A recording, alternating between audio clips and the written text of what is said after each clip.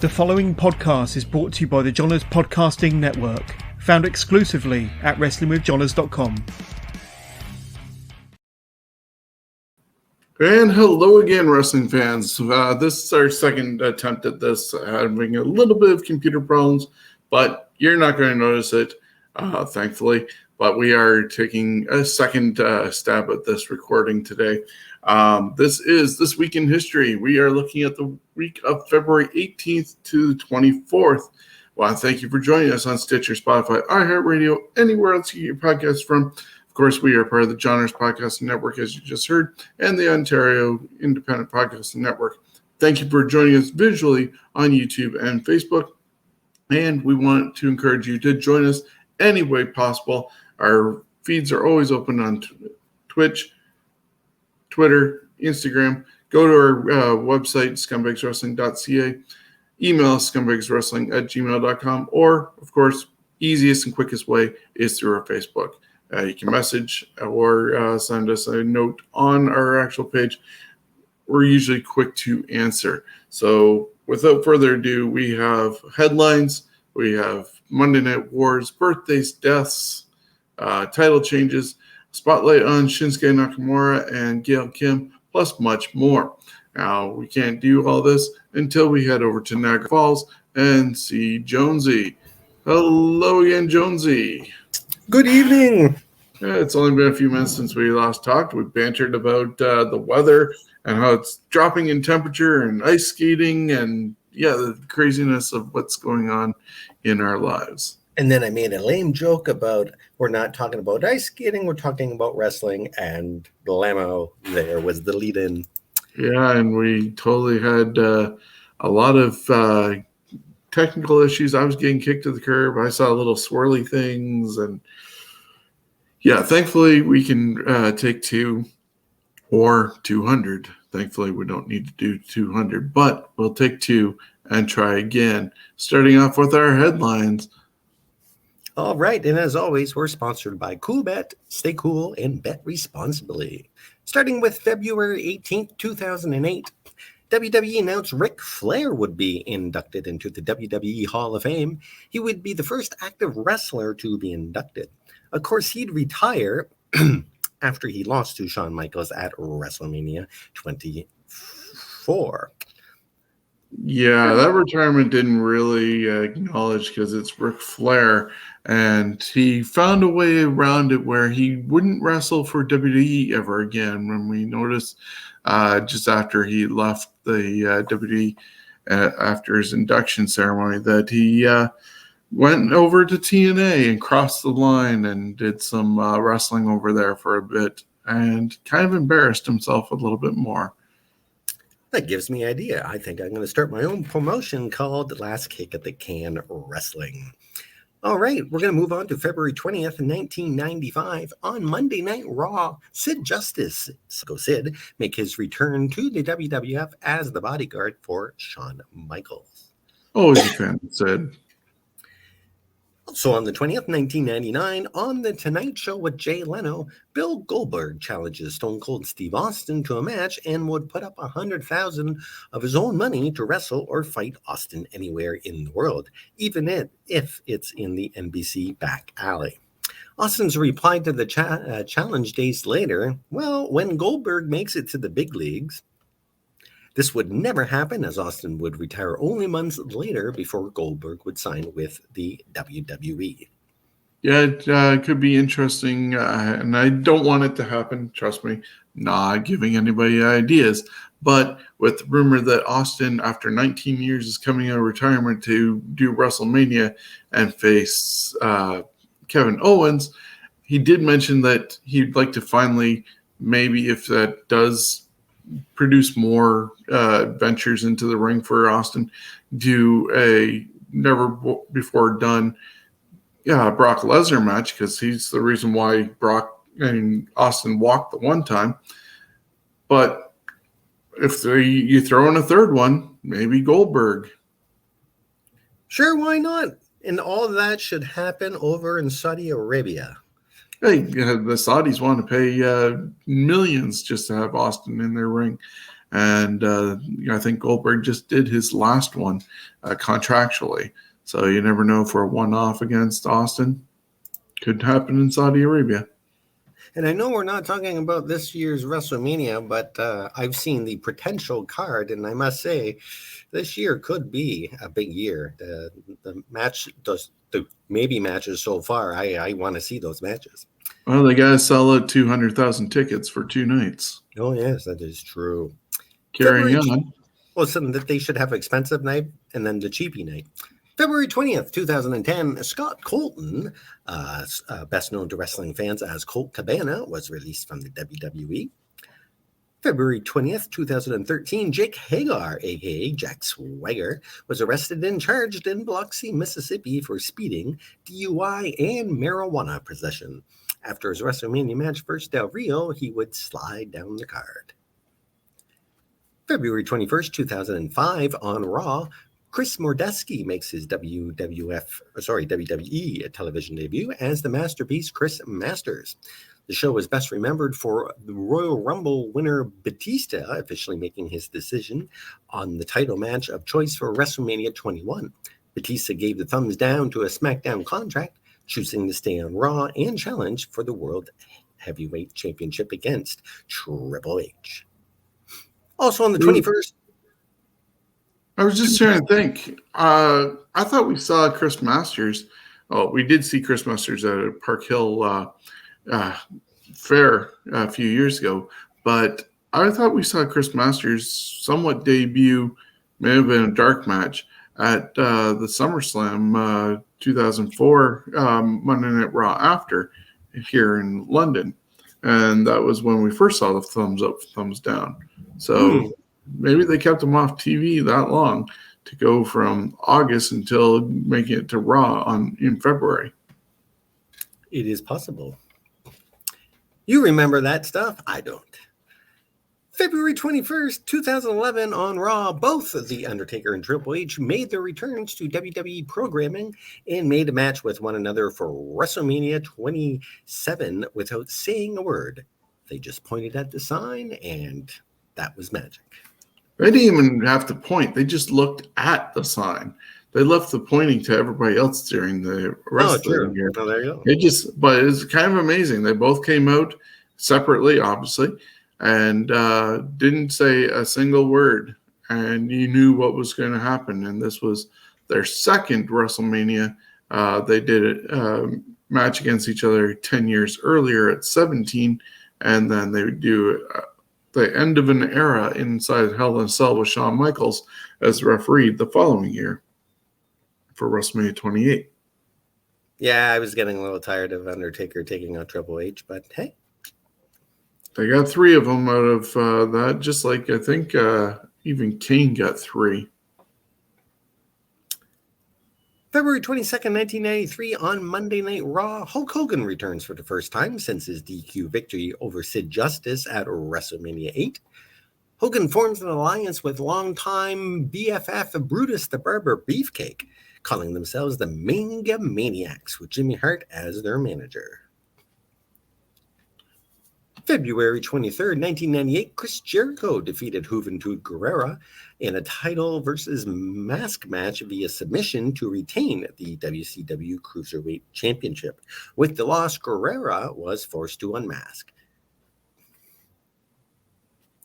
February 22nd, 2010, WWE announces former women's champion Wendy Richter would be inducted into the WWE Hall of Fame. February 23rd, 2002, Ring of Honor was born. The first show from the Murphy Recreation Center in Philly has been retroactively named The Era of Honor Begins. Also on the 23rd, 2010, WWE presented the debut episode of NXT from the Bradley Center in Milwaukee, Wisconsin. The show featured 8 rookies paired with 8 WWE superstars competing in a 3-month-long competition for a WWE contract and a World Championship match on pay-per-view. I think it was an interesting concept to do, but considering also some of these rookies that were there, when you have the American Dragon, Bryan Danielson, as a rookie, with The Miz as his pro. That was just a head scratcher in itself. But, interesting concept, as I said. I'm not sure about the whole sort of play date, little competition. Yeah, and you know what? I didn't watch it because of that. It just didn't, like, after they done Tough Enough, which was a more realistic, to me, a much better way to present an idea of new wrestlers or wrestlers that are out there, but they're indie or whatever. I thought Tough Enough was much better than the NXT. Oh, for sure. And then I do like the fact that it evolved into what it is today, an actual third brand. Because that's what ECW was. They could have just done that from the start. Coulda, shoulda, woulda, didn't. Yep.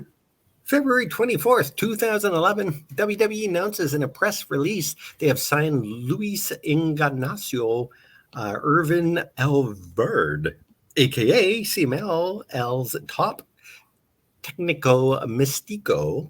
Irvine would be rechristened Sin Cara. Thank God. Now I can say his name.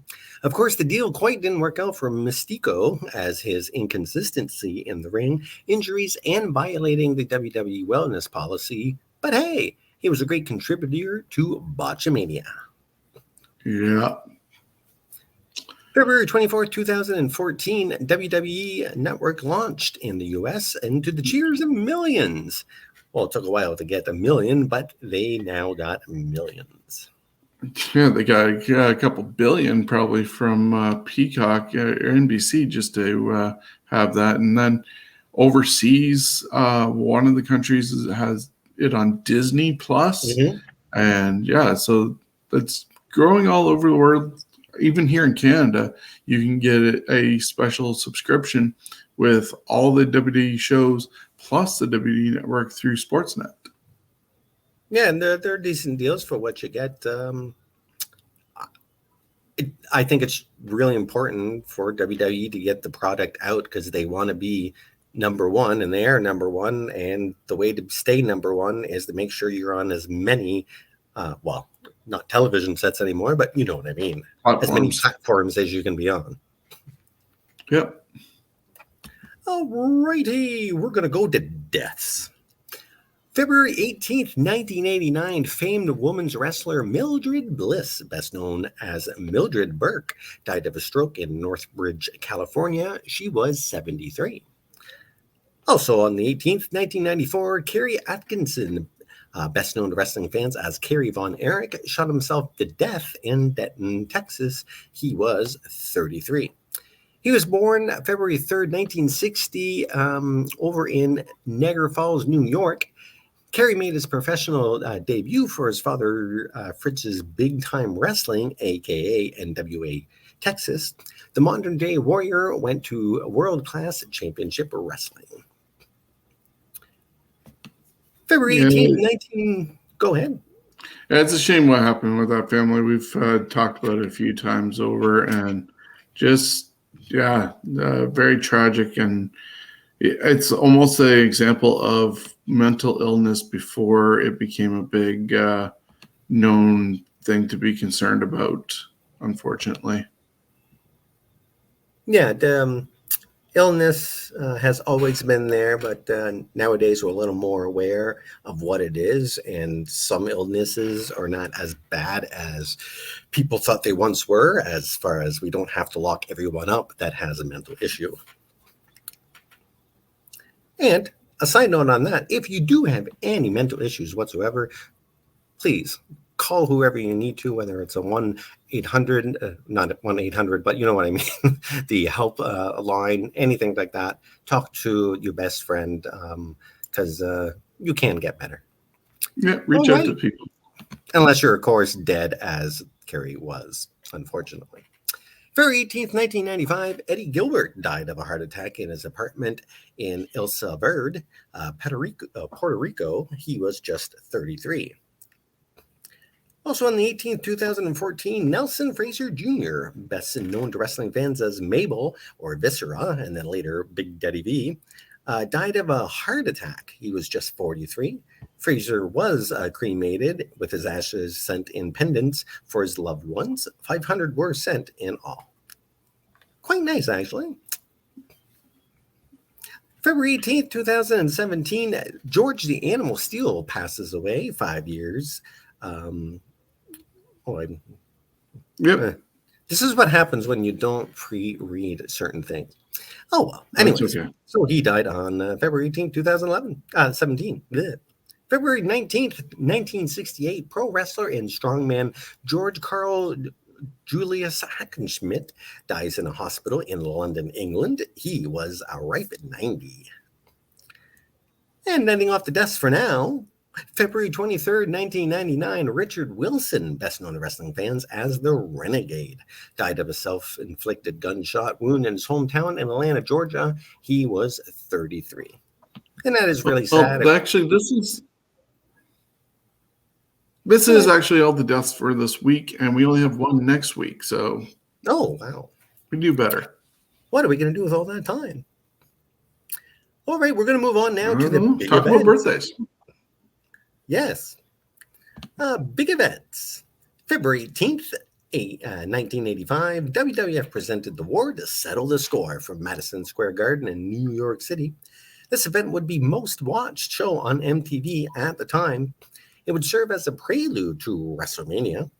MTV only aired the main event, Hulk Hogan versus Rowdy Piper for the WWF Championship.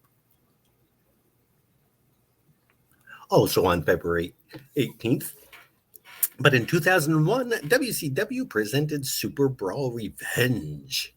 This would be the second to last pay-per-view for WCW and not be commercially available till years later on the WWE Network. Scott Steiner defeated Kevin Nash 2-1 in the best-of-3 Falls Count Anywhere match to retain the WCW World Belt. And as a result of the loss, Nash had to retire, making this technically Kevin Nash's final WCW appearance. Yeah, well, it was a train wreck. Oh, and he'd thinking that year was a train wreck. And the year before, February 19th, 2007, WWE presented No Way Out. And February 18th, 1996, WWF presented In Your House 6, Rage in the Cage. Razor Ramon defeated the 1-2-3 Kid in a Cry a Baby match. With the loss, the 1-2-3 Kid was forced to don a baby's outfit. Oh, awful. But he even got powdered.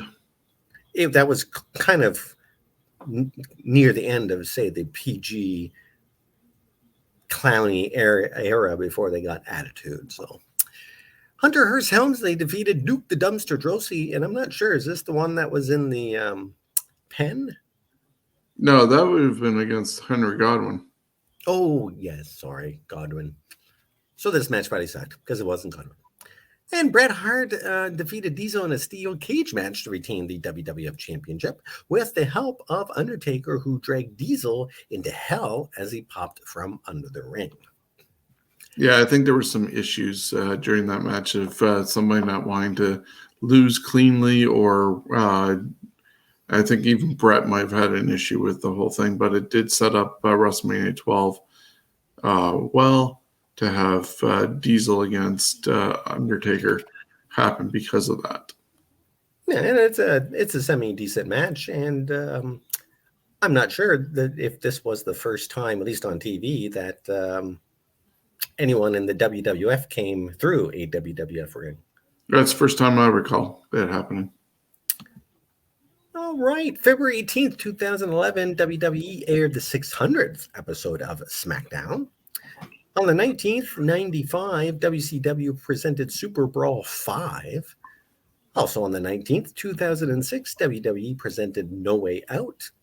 On the 20th, 1989, NWA presented Chi-Town Rumble from Chicago.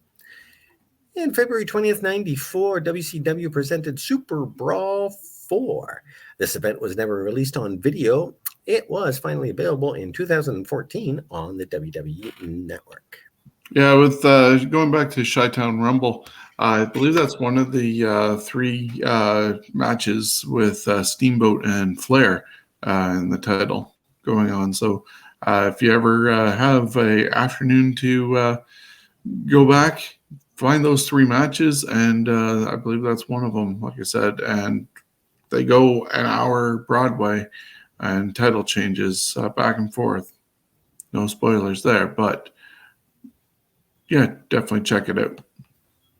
All right. February 20th, 2000, WCW presented Super Brawl 2000.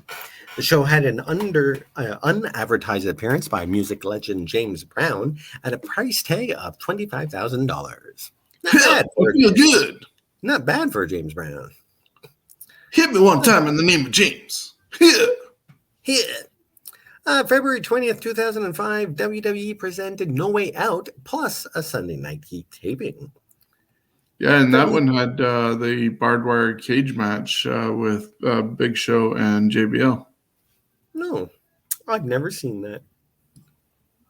You didn't miss much. They didn't use the barbed wire too much. Of course not. February 20th, 2012, WWE presented the Elimination Chamber. On the 21st, 94, WCW presented Super Brawl 3, and this was the first WCW pay-per-view of the Eric Bischoff era. Yeah, and also, I think that was the whole White Castle of Fear with Sting and Vader. The good old WCW days. Those are great vignettes to go back and watch. Oh, yeah. My favorite vignette, I think, is where the kids tell Sting and British Bulldog there's a bomb on the boat. Anyways, February 21st, 1999, WCW presented Super Brawl 9. And also on the 21st, 2010, WWE presented Elimination Chamber. The Undertaker suffered first and second-degree burns when mistimed pyrotechnics went off in his coat during his entrance. It's quite something to watch, and boy, does Undertaker move pretty quick. Yeah, because the coat actually started melting to his body, and I believe there is a vignette about the whole thing available from WWE, and they show how while he's in his pod, he's actually dousing himself with bottles of water just to try and stop the pain from going on, and then he still did the match. Yeah, that's one of those things where, in a way, too bad communication wasn't better, because I personally would have sent Undertaker to the back and then had him come down later, because then you could have had a whole thing, oh my God, is he actually going to come back? But anyways. But he was the dead man, so you can't really do that. Yeah, but even dead men, they get burned. Anyways, February 22nd, 98, WCW presented Super Brawl 8. WCW would crown a new champ as 2 controversial bouts between Sting and Hollywood Hogan held the title up. February 22nd, 2015, WWE presented Fastlane from the FedEx Forum in Memphis, Tennessee. And we're going to take a little deep look into the February 23rd, 1990, WWF presented the main event. The show featured the WrestleMania 5 rematch for the WWF Championship featuring champion Hulk Hogan and challenger Randy Savage, with World Heavyweight Boxing Champion Mike Tyson as the special referee. Oops. Yep, oops. A funny thing happened on the way to Detroit, though. Tyson lost the heavyweight title in Tokyo, Japan a month prior. Tyson pulled out of his scheduled appearance, and the WWF got new world champion Buster Douglas instead to take his place. And it turned out to be cost-effective, as well as bringing in Tyson would have cost the company $1 million. WWF reportedly paid just $110,000 to bring in Douglas, compared to Tyson's $1 million. Of note, this was the final live edition of the main event, as the following 2 editions were taped. Hulk Hogan defeated Randy Savage to retain the WWF Championship. Buster Douglas was the special referee, and the Ultimate Warrior defeated Dino Bravo to retain the WWF IC belt. Yeah, it was a rematch from WrestleMania for Hogan and Savage, and yeah, just a decent show for that going on. But really big surprise with Tyson losing the match and the title to Buster Douglas, a virtual unknown, especially to mainstream non-boxing watchers. If you're heavy into boxing, you might have known who Buster Douglas was. But the casual fan who knew the different big names like Sugar Ray Leonard and Muhammad Ali and obviously Tyson and George Foreman, you weren't necessarily having Buster Douglas roll off your list of top boxers. And for him to get that upset and then make his way to being the ref, huge move for WWE. No, people would be talking about it because, hey, maybe they didn't know him, but that's the guy that beat Tyson. Exactly. February 23rd, 1997, WCW presented Super Brawl 7 from the Cow Palace in San Francisco, California. Also on the 23rd, 2003, WWE presented No Way Out from Montreal, Quebec, Canada. Also on the 23rd, 2014, WWE presented Elimination Chamber. On February 24th, 93, WCW presented Wrestle War 91, which something doesn't add up there, so let's just ignore that one. February 24th, February 24th, 2003, on Raw from Toronto, Ontario, Canada, Booker T last eliminated The Rock to win a 20-man Battle Royal and a World Heavyweight Championship match at WrestleMania 19.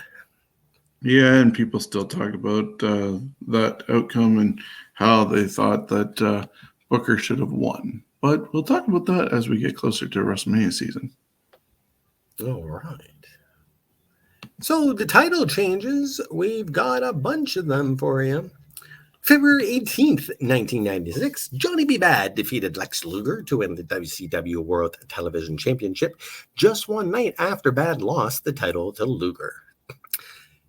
Also on the 18th, 2007, Chavo Guerrero defeated Gregory Helms, Davari Funaki, Jamie Noble, Jimmy Wang Yang, Scotty 2 Hotty, and Shannon Moore in a Cruiserweight Open to win the WWE Cruiserweight Championship. Also on the 18th, 2011, Edge defeated Dolph Ziggler to win the World Heavyweight Championship.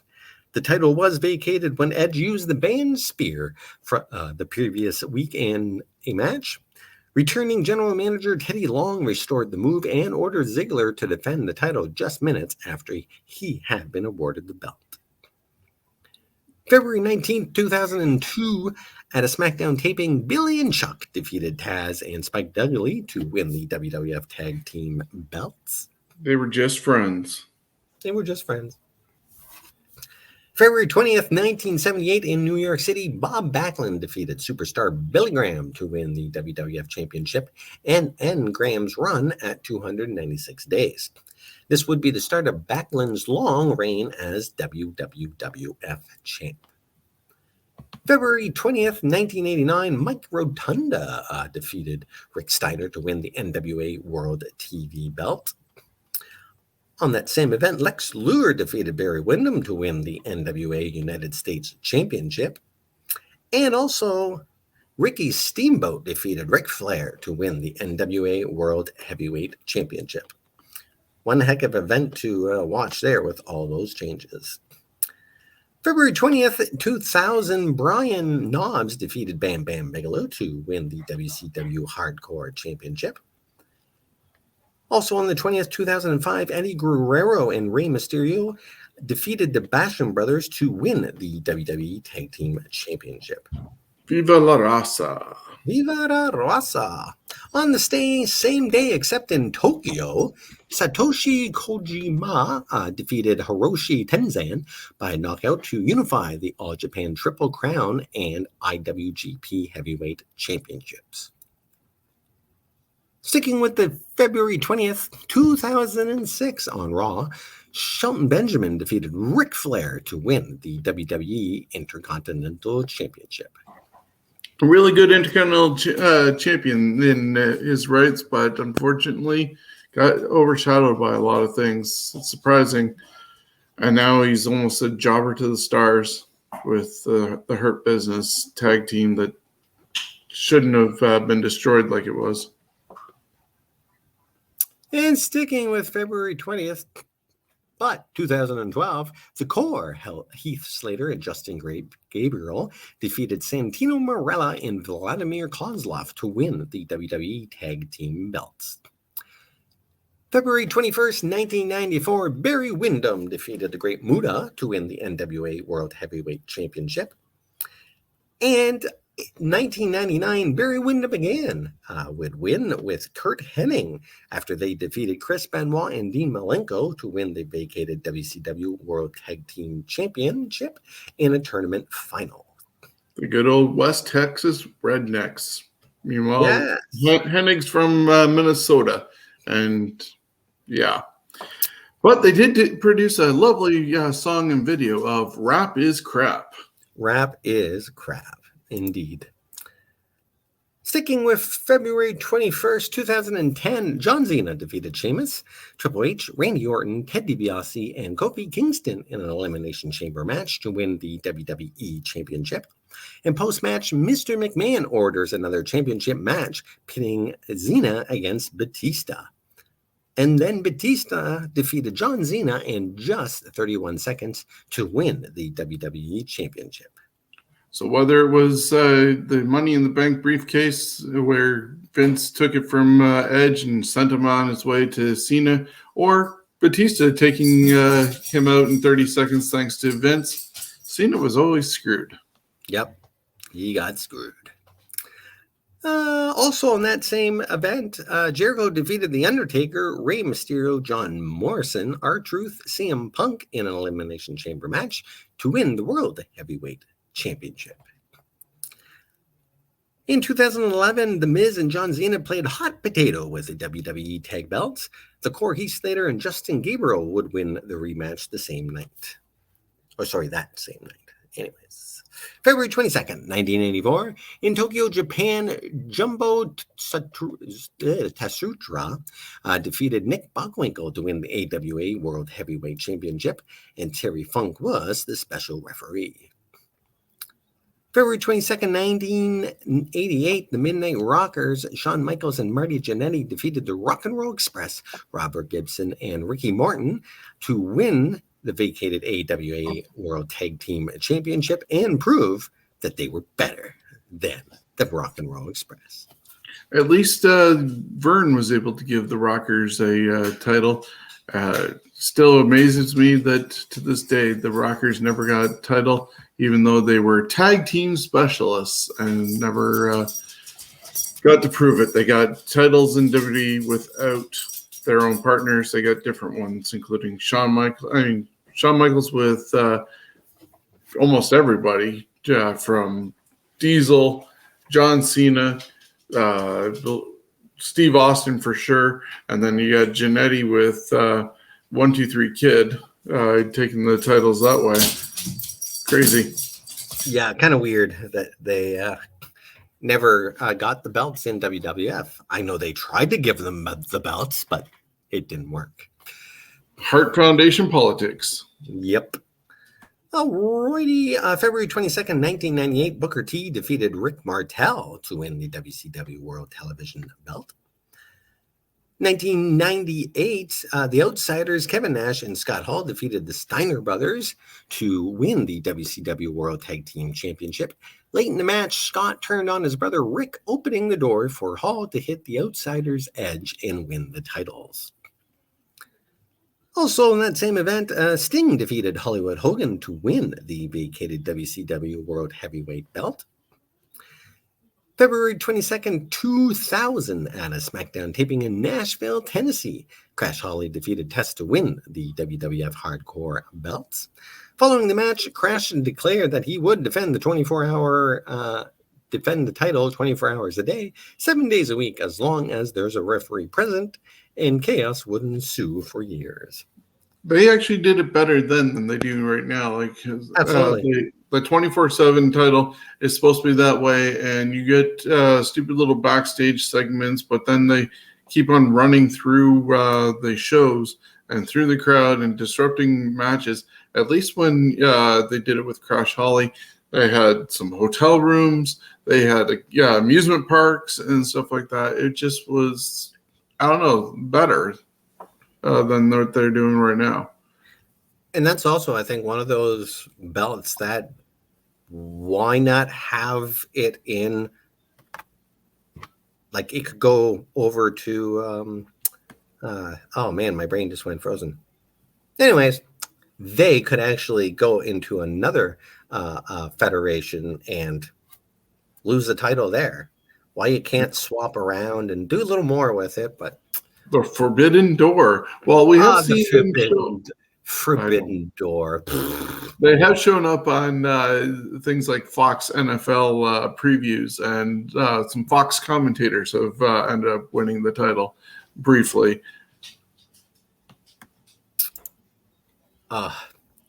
They've ruined that belt, in my opinion. Anyways, February 22nd, 2010, Maurice defeated Gail Kim in a tournament final to win the vacated WWE Divas Championship. February 23rd, 1996, Syxx defeated Dean Malenko to win the WCW Cruiserweight Championship.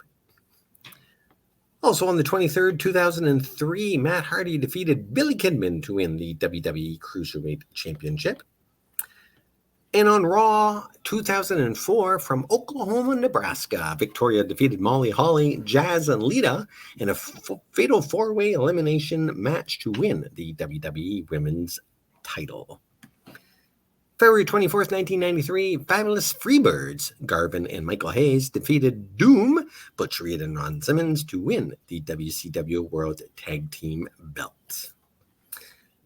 And finally, February 24th, 1995, in Erlanger, Kentucky, Dan Severn defeated Chris Candido to win the NWA World Heavyweight belt. And at one point, he had multiple titles, including UFC belts and that 10 pounds of gold. I didn't think much of Dan Severn as a wrestler, but I can't. It's like watching paint dry. Yes, it is. February 18th, it's a happy 65th birthday to Wheel of Fortune's Vanna White. Of course, she ran the backstage bracket board at Wrestlemania 4 and was the guest timekeeper.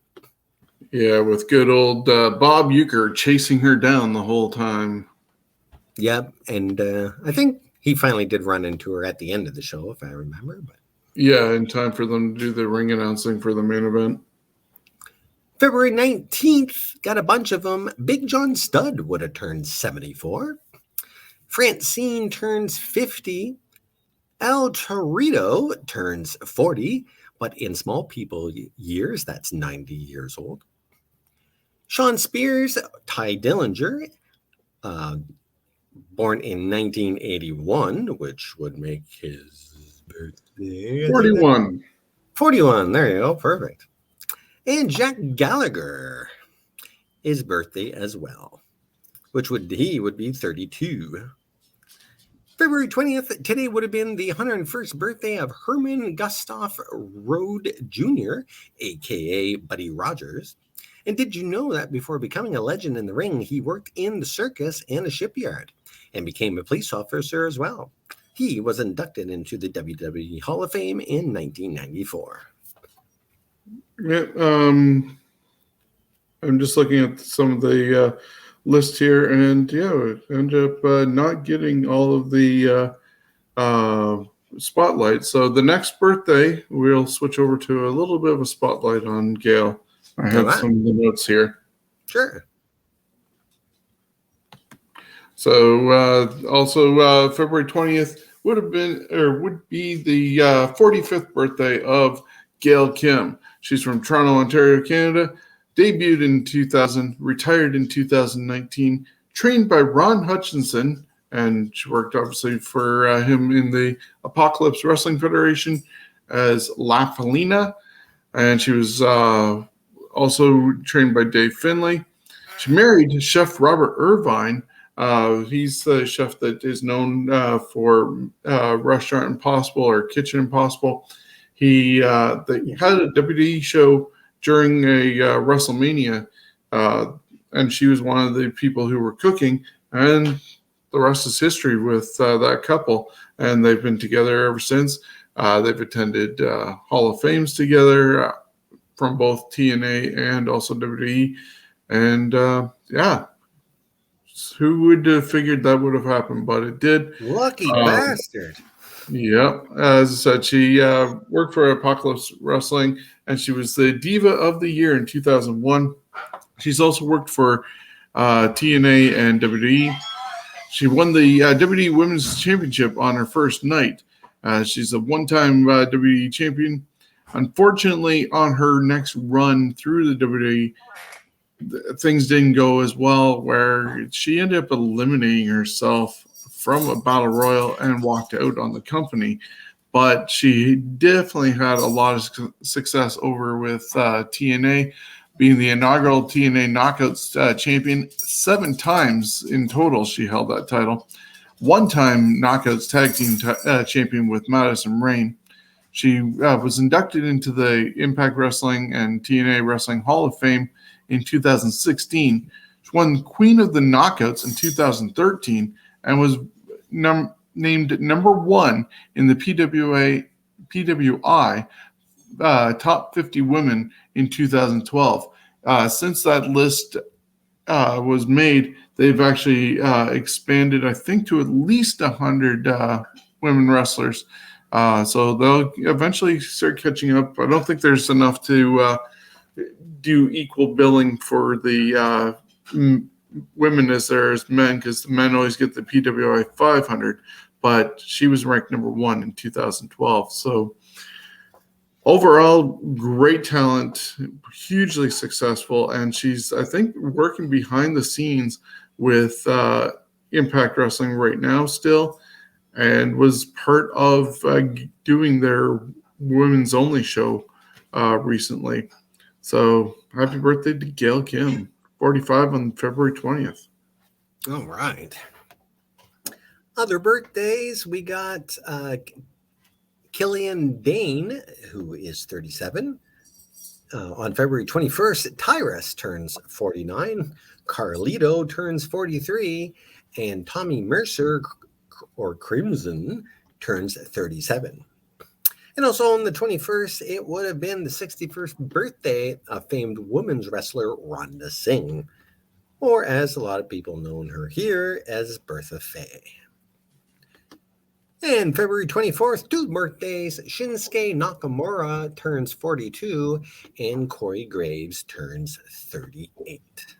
Yeah, and Shinsuke Nakamura is the subject of our other superstar spotlight.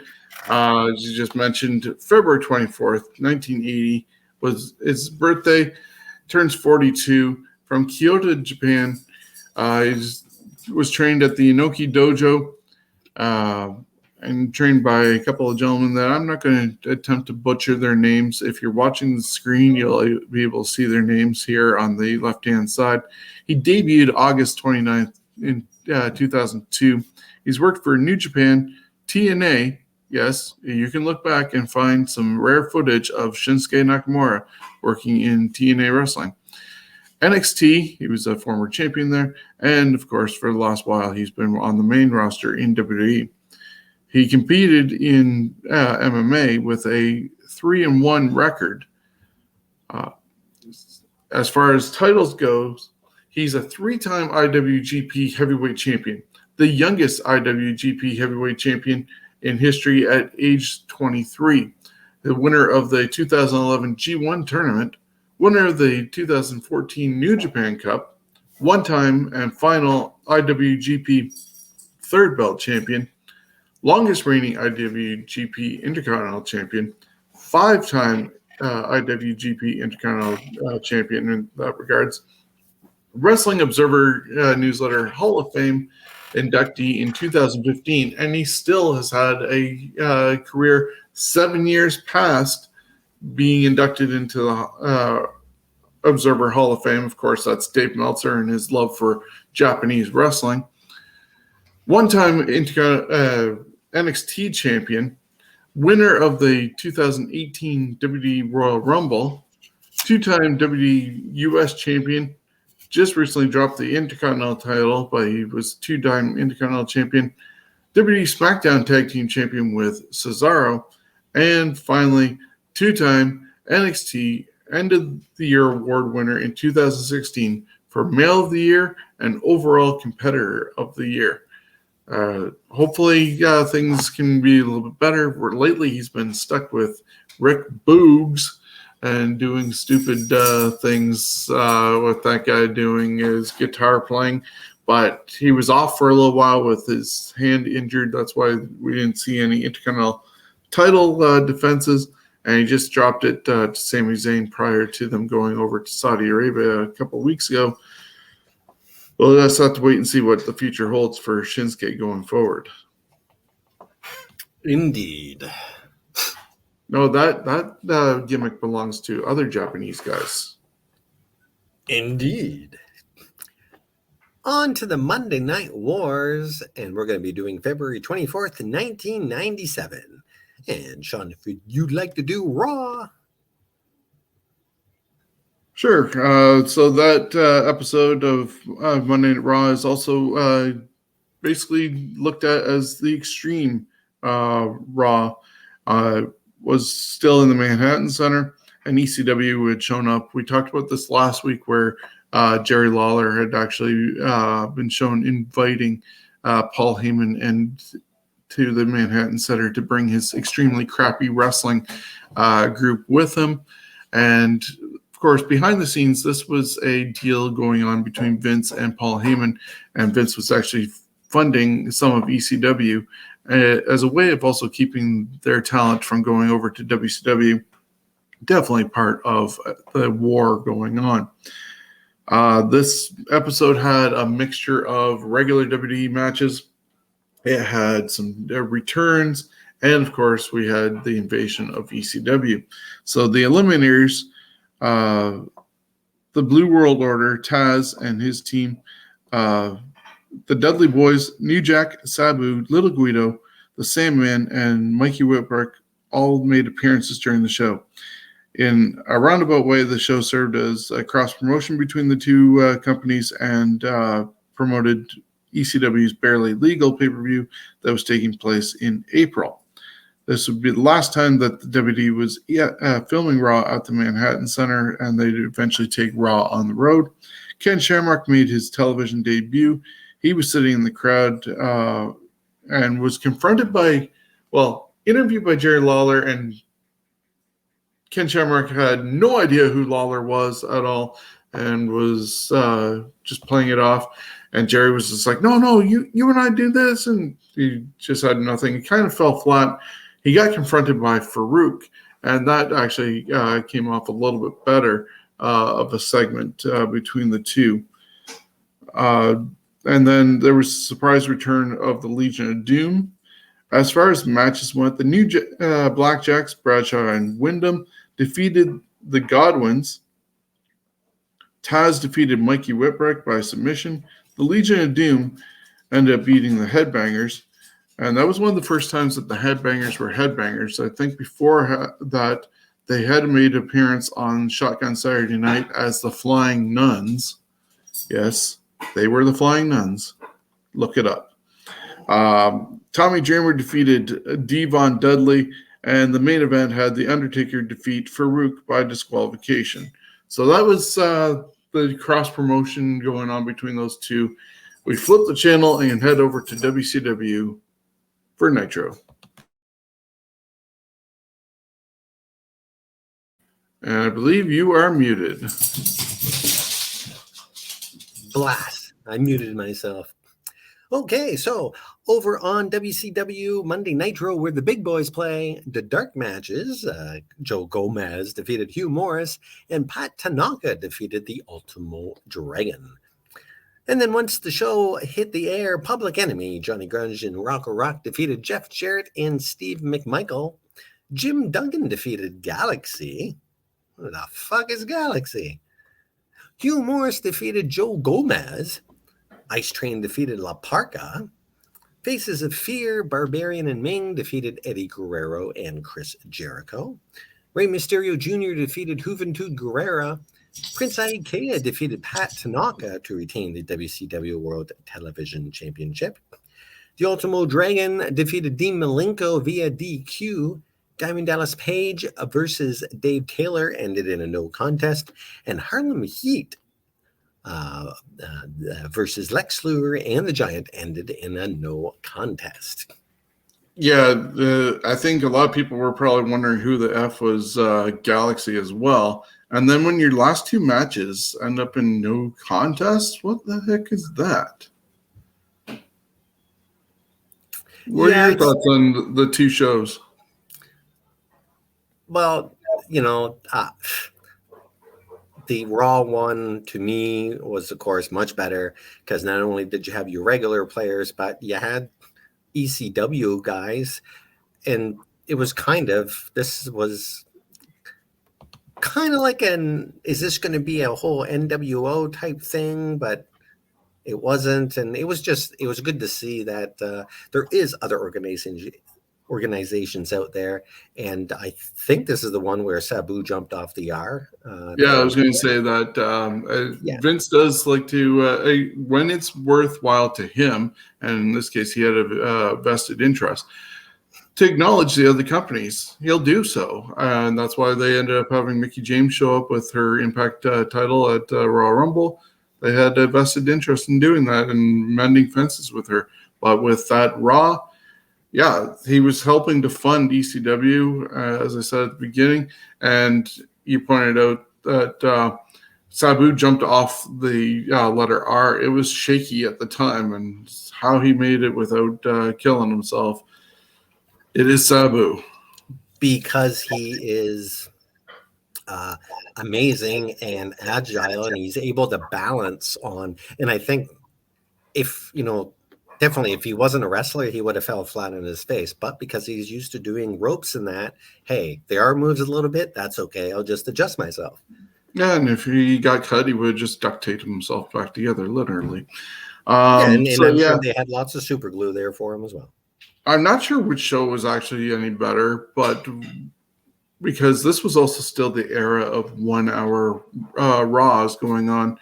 And so they did stuff a lot into there. So I don't have the timings on here, but like you said, because of the nostalgia of the fact that another company was being there and invading sort of, that's where definitely WWE would get the nod for me as well. All right, and I agree. And that is it for this weekend wrestling. And of course, the wrestling history is compiled from the vast land of Google, Wikipedia, CageSideSeats.com, Sean's brain, and most importantly, from fans and journalists that had front row seats to history. And of course, always a big, big thank you to our sponsor, Coolbet, Coolbet.com, and sportsbook betting and casino games. Stay cool and bet responsibly. And of course, thanks to all of our Johners listeners, and have a good one. Yeah, we'll see you next week. We'll be talking the rest of February, going into March 3rd. Because of the way this works out there, we're actually going to talk about 8 days because some things did happen on February 29th, even though it only happens every 4 years. So we're going to cover 8 days on the next episode, and we'll see things like one of the last Nitros we'll look at in our Monday Night Wars. We'll also look back at the careers of Booker T and Ricky the Dragon Steamboat in our spotlights. So thank you, everybody, for joining us. As I said at the beginning, reach out to us, share your thoughts of what your memories of history are, and we'll be sure to share them on our other episodes or on our Facebook page. So thank you for joining us, and we'll catch you all next time. Have a good one.